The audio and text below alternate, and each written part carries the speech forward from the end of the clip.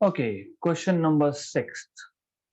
So we are continuing from yesterday's session. We were solving previous year questions on NEET and then we will solve on JEE also.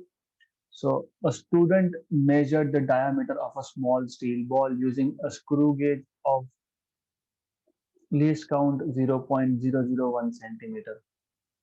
Okay. The main scale reading is 5 mm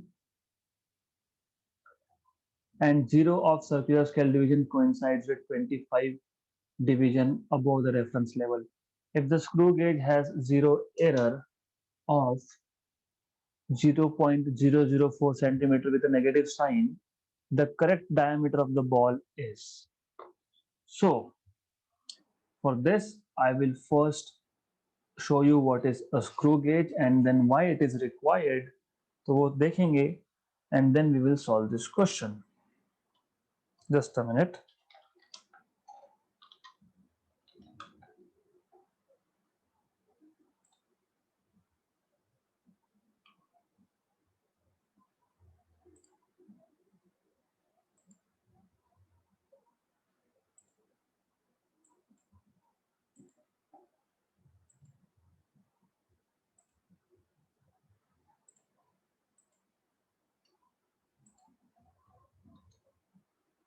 Good. So here we are with the diagram of a screw gauge. तो ये screw gauge क्या होता है और ये screw gauge की जरूरत क्या है, दैट वी विल सी. तो basically the idea is simple. ऐसा है कि for example if I tell you that हमारे पास दो पॉइंट्स है ए एंड बी. इन दो पॉइंट्स में हमको डिस्टेंस फाइंड करना है. हमने नॉर्मल सेंटीमीटर स्केल लगा दिया. यहाँ पे आया around 2.1. Let me correct it. यहाँ पे आपका आ गया अराउंड 2.1 और यहाँ पे आया 2.2. तो प्रॉब्लम खड़ा हो गया. Why? Because your normal scale do not measure anything less than 0.1 centimeter. मतलब least count, the smallest division that centimeter scale can measure is 0.1 centimeter. तो एक्यूरेसी कम है बोलने का मतलब. जब एक्यूरेसी कम होती है तो फिर हम लोगों को वर्नियर कैलिपर यूज करना पड़ता है. मतलब एक की जगह पे दो स्केल यूज करनी पड़ती है. तो ये जो नॉर्मल स्केल है इसका लीस्ट काउंट था 0.1 सेंटीमीटर. वर्नियर कैलिपर का लीस्ट काउंट होता है 0.01 सेंटीमीटर. अगर उससे भी छोटा कुछ मेजर करना है तो 0.001 centimetre, that is screw gauge. Okay. तो माइक्रोमीटर स्क्रू गेज बोलते हैं उसको, micrometer, because you understand why micrometer, क्योंकि it can measure micrometre, right. मतलब 0.001 सेंटीमीटर तक मेजर करता है वो, right. So this is what is the use of my screw gauge, that its accuracy is more than the normal scale. Correct? Good. Then the thing is, how do we use this now? ऐसा है कि ये जो आपके पास diagram है, पहले वो समझ लो. यहाँ पे एक सर्कुलर स्केल है, एक मेन स्केल है. तो डेफिनेटली हम लोगों को दोनों स्केल्स का यूज करना है. अगर दोनों स्केल का यूज नहीं करना होता तो फिर there was no point of putting two scales first. Secondly अगर एक ही स्केल से काम हो जाता, उतना एक्यूरेसी मिल जाता, तो दूसरा स्केल हम लोग यूज नहीं करते. Second thing is that. तो what you should know is total reading लेते कैसे हैं, क्योंकि दो स्केल है तो दोनों स्केल का यूज करना पड़ेगा. तो total reading is main scale reading. Main scale मतलब ये मेन स्केल है, यहाँ पे लिखा भी है main scale. Okay. Plus circular scale reading, right? Plus if there is any zero error, what is the meaning of zero error? मान लो मुझे एक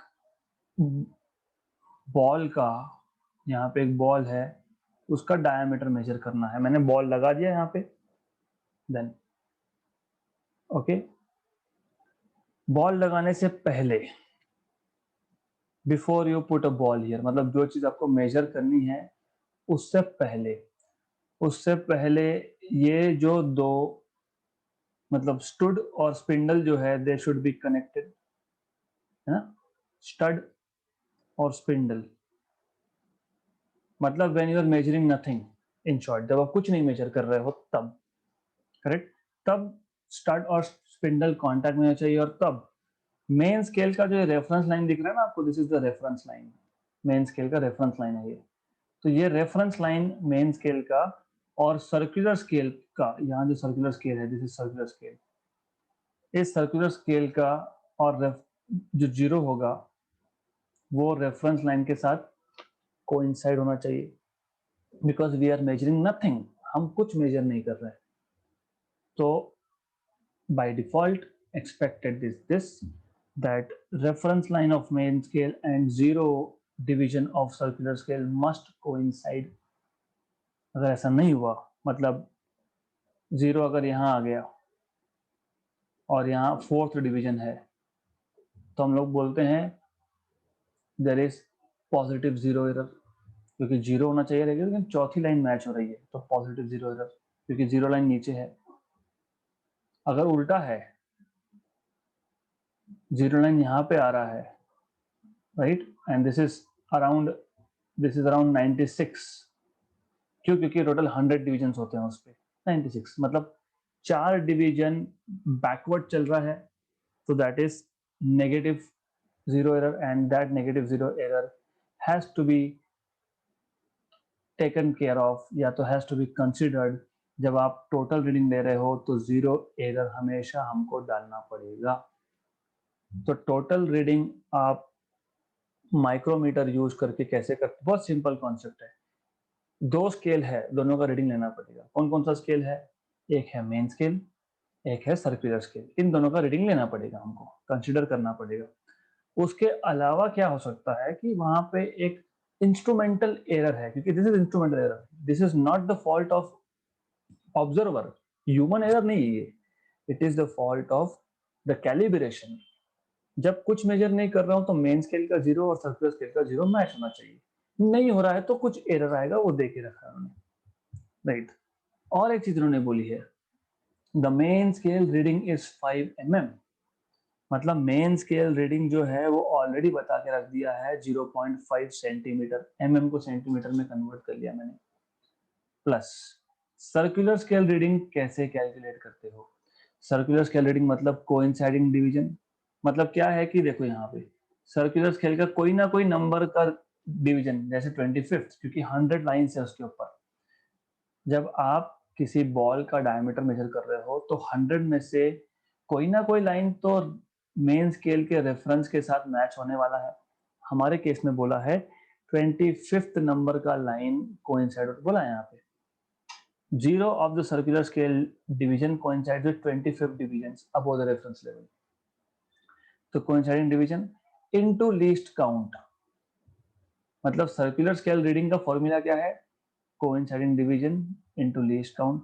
और जीरो एरर हमारे पास है 0.004, तो ये आ गया 0.5 plus coinciding division was 25 least count आपको बोल के रखा है 0.001, 0.001 माइनस 0.004, मतलब मैं इसको ऐड करूंगा 0.5 plus 0.025 minus 0.004, so that is 0.529,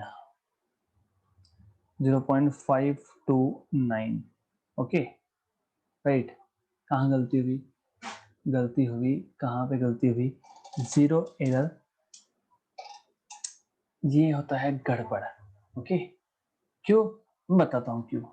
even though negative का मतलब क्या है वो समझो, बाकी everything else is correct. Only thing where students do wrong is, zero error क्या बोला है, 0.004, हाँ तो माइनस कर देते हैं क्योंकि नेगेटिव बोला है ना, नेगेटिव है ना, नेगेटिव करते हैं, that is what you should correct. Plus होगा, क्यों प्लस होगा बताता हूं मैं। If screw gauge has a zero error of -0.004, अच्छे से सुन लेना ये चीज, ये मेन स्केल का रेफरेंस लाइन है, करेक्ट, राइट। तो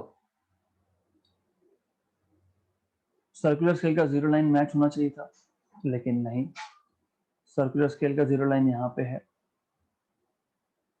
राइट। ये फोर्थ लाइन है नेगेटिव डायरेक्शन में, या फिर 96 बोल दूंगा मैं, correct.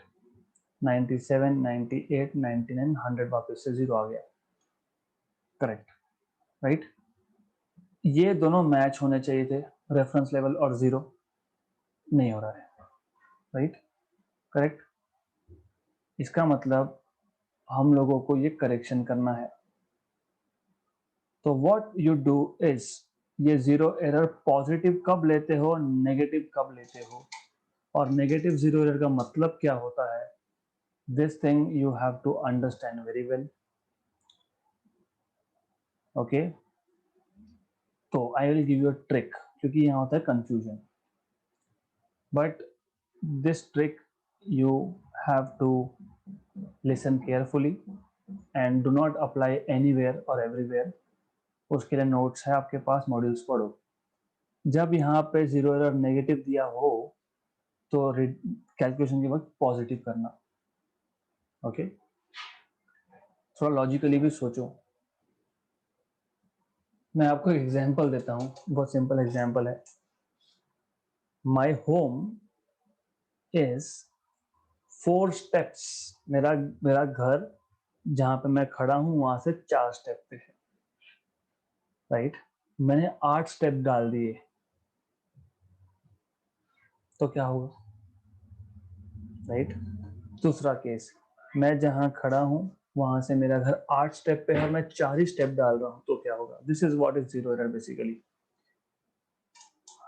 Think of about what I told you, I am standing, let us say here, my home is here, okay. दो situation, let us say 10 example. मुझे घर पे जाना है, मैंने 12 स्टेप डाल दिए, मतलब मैं ओवरशूट कर गया, मतलब ये दो का जो एरर है ये पॉजिटिव एरर है ना। क्यों, क्यों, मुझे 10 स्टेप डालने थे, मैंने 12 डाल दी, तो मैं कहां पे हूं, मैं फॉरवर्ड डायरेक्शन में 2 आगे हूं, बराबर ना, करेक्ट। घर पे आने के लिए क्या करना पड़ेगा, -2 करना पड़ेगा, -2 करना पड़ेगा, this is what you have to understand, right, this is what you have to understand. अब अगर 10 स्टेप पे घर है और मैंने 7-8 स्टेप डाल दिए, 8 स्टेप, मतलब I am here now, right. मतलब मैं मेरे रेफरेंस से, मतलब जीरो लाइन से, मतलब जहां जाना है वहां से 2 स्टेप पीछे हूं, मतलब -2 पे हूं, राइट। घर पे जाने के लिए +2 ऐड करना पड़ेगा, +2 ऐड करना पड़ेगा, राइट। मैं वापस समझा रहा हूँ ये एग्जांपल क्योंकि ये अच्छे से समझता है फिर, ओके।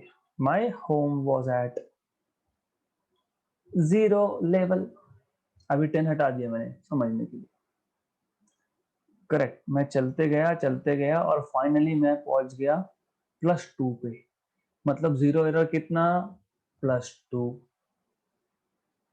है ना। ये जीरो एरर हो गया क्योंकि मैं फॉरवर्ड डायरेक्शन में आ गया 2, राइट।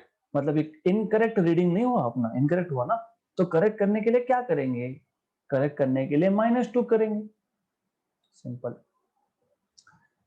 राइट। मुझे जाना था 0 पे, बट मैं आ गया -2 पे, मतलब मैं अभी भी 2 स्टेप नेगेटिव डायरेक्शन में हूं, तो ये जीरो एरर हो गया, करेक्ट। तो उसको करेक्ट करने के लिए मुझे 2 स्टेप पॉजिटिव डायरेक्शन में डालना पड़ेगा। अब इसी चीज को आप स्क्रू गेज पे अप्लाई करो। स्क्रू गेज जब आप कुछ भी मेजर नहीं कर रहे हो, ये रेफरेंस लाइन, और I will put another color for zero line. Zero line is of circular scale. This black reference is of main scale. Ideally, when I am measuring nothing, I want this zero and this reference to coincide. Correct.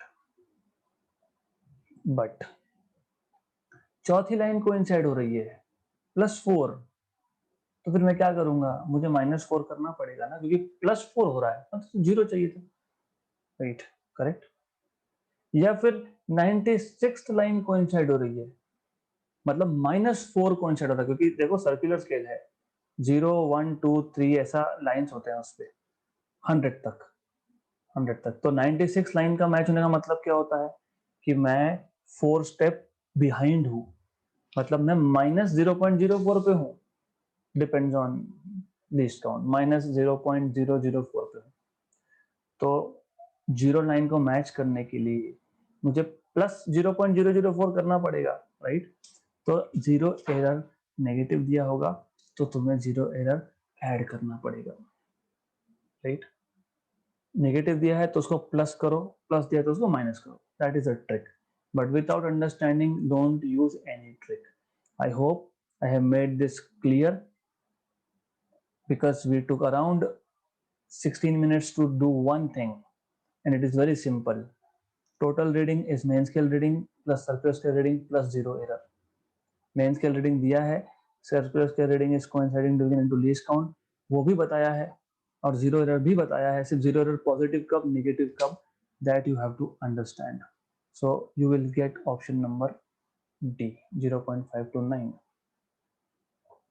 Next question, this should be orally done. This question should be, as soon as you read, you should say option number C.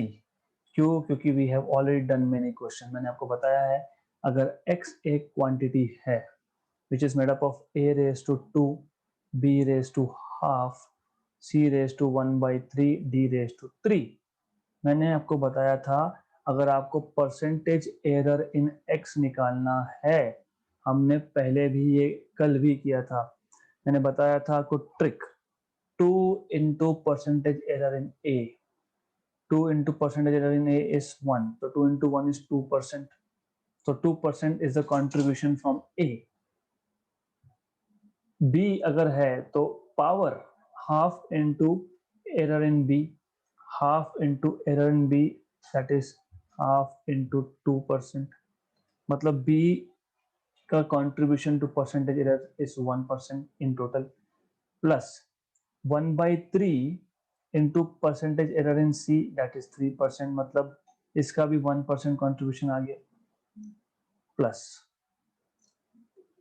3 into contribution मतलब percentage error in D, that is 4%. सो ये आएगा आपका 2 + 1 + 1 + 12, 16% is the total percentage error in C. I want you to be this quick. A raised to 2, 2 into 1 2, B raised to half, half into 2, मतलब 2 1 + 1 + 12, question पढ़ते पढ़ते answer आ गया 16%। ये पूरा लिखना नहीं है, I don't want you to 2 into delta A by A into 100 plus half into delta B by B into 100 plus 1/3 into delta C by C into 100 plus 3 into delta D by D into 100, ये काम we don't want to do it, it's oral. This is very good.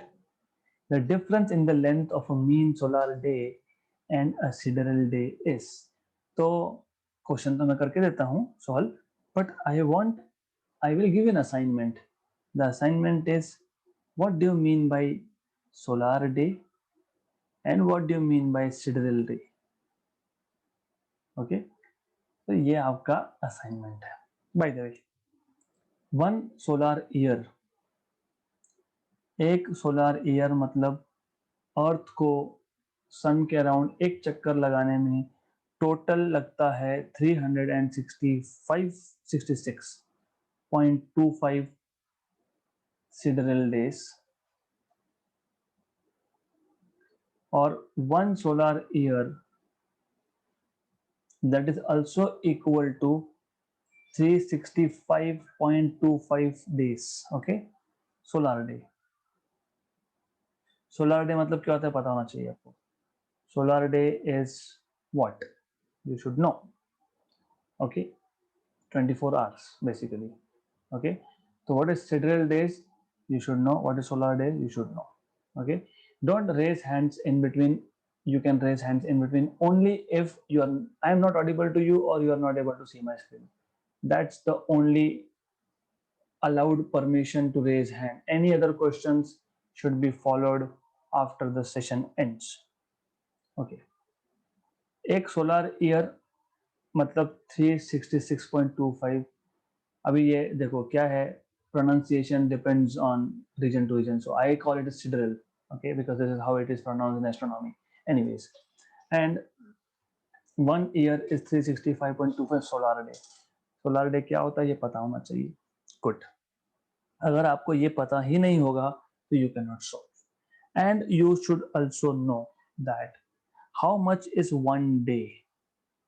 1 day is 24 hours into 60, so it is in minutes. 24 6 is 144, 1440 minutes। एक दिन में 1440 minutes. आपको क्या पूछा है? The difference in the length of mean solar day and a sidereal day is. आपको year का difference नहीं पूछा, आपको पूछा है difference in the length of mean solar day. एक सोलर डे और एक सिडरल डे में डिफरेंस, डे में डिफरेंस कितना है, ईयर में नहीं। फिर मैंने ईयर क्यों लिया समझेगा, you'll understand, right? So 1 day is a total difference in 1 solar year in terms of sidereal and solar day. So 1 day corresponds to 1440 minutes, right? If you know this much, एक दिन क्यों किया? Because 1 solar year in terms of sidereal day has one more day, है ना, 366.25, and 1 solar year has 365.25 solar days. तो total एक साल में डिफरेंस कितना? एक दिन का। एक दिन मतलब कितने मिनट्स? 1440 मिनट्स। ये एक साल का डिफरेंस है। 1 year, okay, 1 year.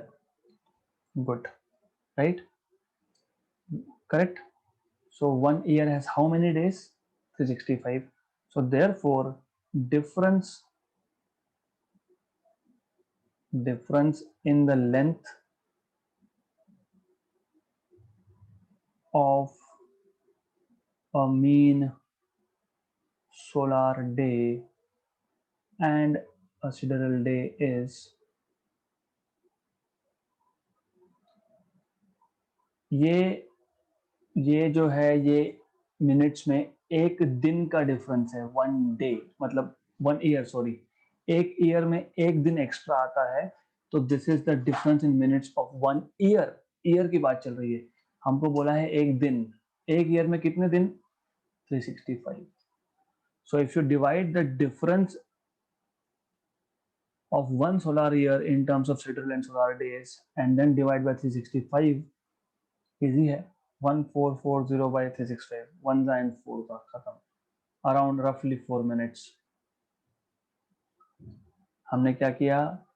हमने एनुअल डिफरेंस देख लिया। एनुअल डिफरेंस कितना आया? एक दिन, क्योंकि जब आप ईयर को सिडरल डे में काउंट करते हो तो 366.25 आता है।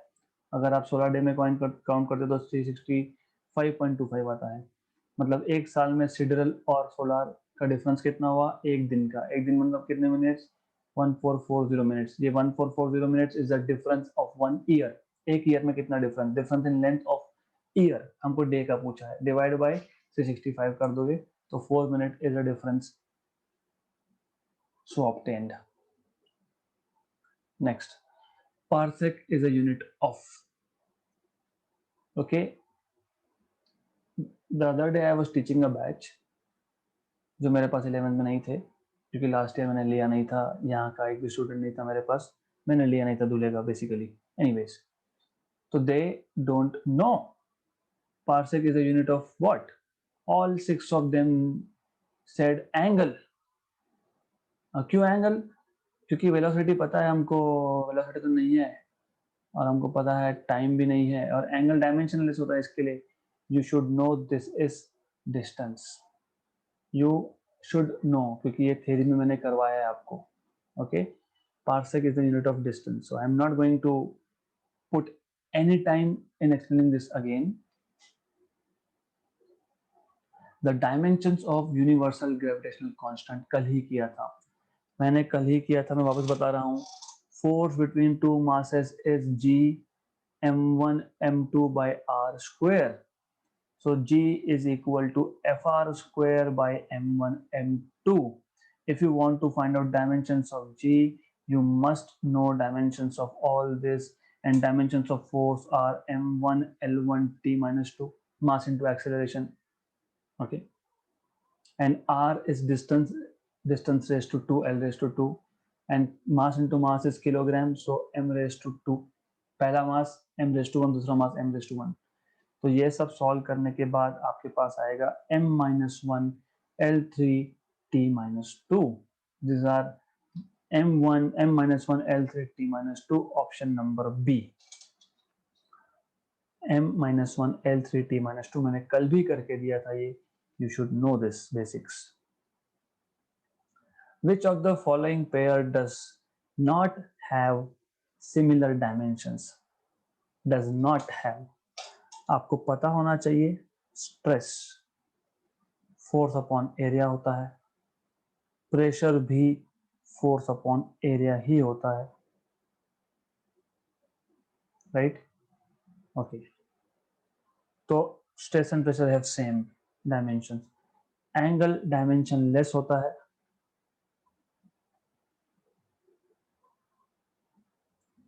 And just before we started today's session for JEE, someone asked me what is strain. मैंने बताया था strain मतलब change in dimension. अभी change in dimension मतलब change in length हो सकता है, change in surface area हो सकता है, change in volume हो सकता है, upon original dimension मतलब change in length upon original length. तो length upon length है ना, तो original dimension, length upon length, volume upon volume, ऐसा डायमेंशन बनेगा. मतलब ये भी डायमेंशन लेस हो गया, तो this is also dimensionless. मतलब option B, they also have same dimensions. Tension and surface tension, कितना सिंपल क्वेश्चन है. टेंशन इज फोर्स, क्योंकि मैंने एक रस्सी ले लिया और रस्सी पे मैंने अगर बॉल लगा दिया तो देयर इज फोर्स. और surface tension S is force upon length. So tension is force and surface tension is force upon length. So definitely option number C do not have same dimensions. मैं D भी solve करके दूंगा आपको. Planck's constant E is equal to H nu, मैंने कल ही बताया था. H is equal to E by nu. मैंने ये बताया था कि ये जूल सेकंड आता है. Yes. Angular momentum denoted by L is linear momentum into R. Linear momentum is mass into velocity into R. Mass is kilogram, velocity is meter per second, and R is again meter. तो ये आ गया आपका kilogram metre square पर second. That is nothing but joule second. कैसे? Joule क्या होता है? एनर्जी क्या होता है? Half M V square. मतलब जूल क्या होता है? किलोग्राम मीटर स्क्वायर पर सेकेंड स्क्वायर. ये जूल आ गया. ओके, ये जूल आ गया. So this is joule. Okay, then into second है, एक सेकंड गया, तो किलोग्राम मीटर स्क्वायर पर second is H, and kilogram metre square पर सेकंड इज एंगुलर मोमेंटम. तो प्लैंक्स कांस्टेंट और एंगुलर मोमेंटम के डायमेंशंस भी सेम है. Correct. Okay, the ratio of dimensions of Planck constant अभी देखा to that of moment of inertia is Planck constant upon moment of inertia. Those who don't know moment of inertia, because 11th में नहीं आता वो concept, देखो idea बहुत simple है. Newton's first law of motion tells us that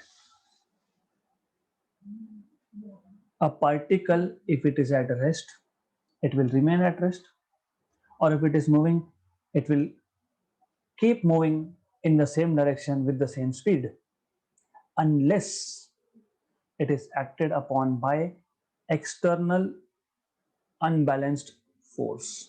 है ना, ये कंप्लीट स्टेटमेंट पता होना चाहिए आपको. एक बॉडी है, एक पार्टिकल है, वो रेस्ट पे है तो रेस्ट पे है. क्यों रेस्ट पे? मूव क्यों नहीं हो रहा फिर वो? अरे उसको फोर्स लगेगा मूव करने के लिए. किसने रोका? हाँ, बाय द वे, जब ये आप स्टेटमेंट बोलते हो, इस केस में अजम्पशन ये होता है कि there is no force, not even gravity. So you need to understand, then when you are saying this, every particle remains at rest or moves with constant velocity along the same straight line unless it is acted upon by external unbalanced force. You are saying there is not even gravity, there is no force, there is just an object sitting or just moving. किसने रोका इसको? अगर वो rest पे था तो move होने से किसने रोका? अगर मूव हो रहा है तो उसका वेलोसिटी चेंज करने से किसने रोका? उसके खुद के मास ने. और उस मास को आप बोलते हो इनर्शिया. और इनर्शिया को आप डिफाइन करते हो the tendency of a body to resist any change in its state is called as inertia. Okay, right, just a minute, let me just change this because it is blurring my image again and again. So back to natural. Okay, anyways, तो inertia मतलब tendency of a body to resist any change होने से रोकना. ये inertia linear motion में मास होता है. अब रियल लाइफ में आ जाते हैं. घर में हमारे पास दरवाजा है. Okay, right. दरवाजा क्या अपने आप रोटेट होगा? नहीं. क्यों नहीं हो रहा? Because it also has tendency to remain as in the same state. So that tendency in rotational motion is called as rotational inertia or moment of inertia. And that moment of inertia I is nothing but product of mass into distance square. इतना पता होना चाहिए. इसका मतलब dimensions of moment of inertia, they are m raised to 1 l raised to 2. Okay, kilogram meter square. Okay, Planck's constant के units मैंने अभी बताए, जूल सेकेंड. जूल मतलब किलोग्राम मीटर स्क्वायर पर सेकेंड स्क्वायर.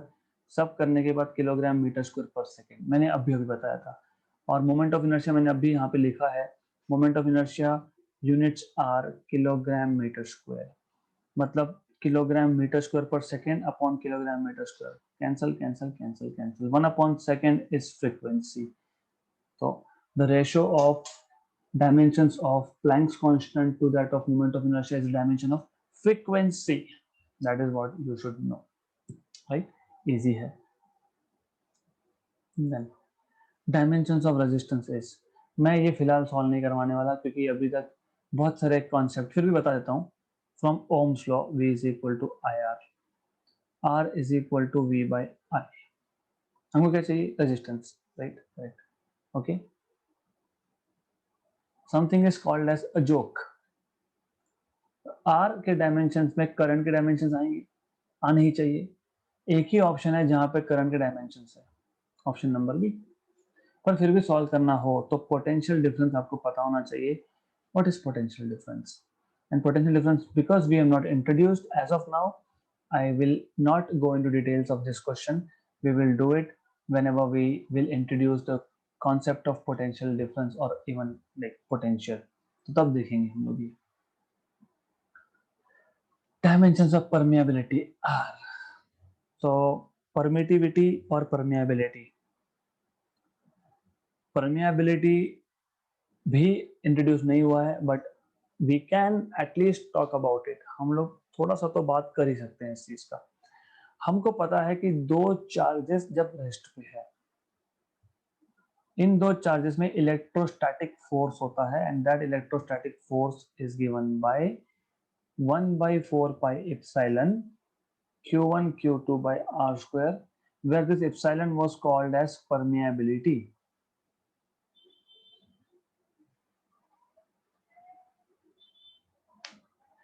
अब मेरे पास दो चार्जेस रेस्ट पे नहीं है. Okay, I have currents through the two wires. I have currents I1 and I2. Okay, so when I have currents I1 and I2,